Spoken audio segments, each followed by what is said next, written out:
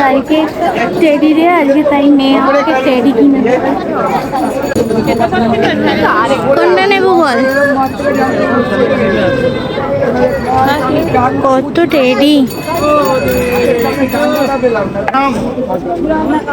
আরে এই প্যাঁচাটা কত গো? এই ক্যাটটা নেবো না, এরকম আছে। আমি মাত্র রিয়েলাইজ করলাম এইটাই তো আছে।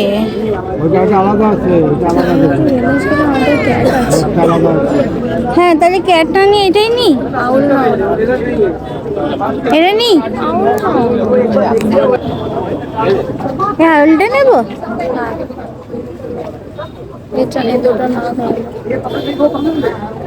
একটু কম সম করে নিও না, বাচ্চাটা মাকে ওর টিউশনের টাকা জমিয়ে দিচ্ছে। বুঝতে পেরেছি, কি করব বলো,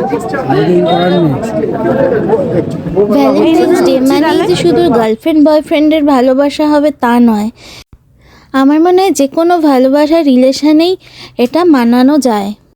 কোনো বয়ফ্রেন্ড বা হাজব্যান্ড তাদের ইনকামের টাকা দিয়ে টেডি চকলেট দিতেই পারে, কিন্তু মেয়ে যে টাকা জমিয়ে এটা কিনে দিচ্ছে, এটাই আমার কাছে অনেক বড় আগেই তো ব্যাপার। দেখালাম, এই যে এটা একটা পুষ্কু বাচ্চা, এটা একটা পেঁচু।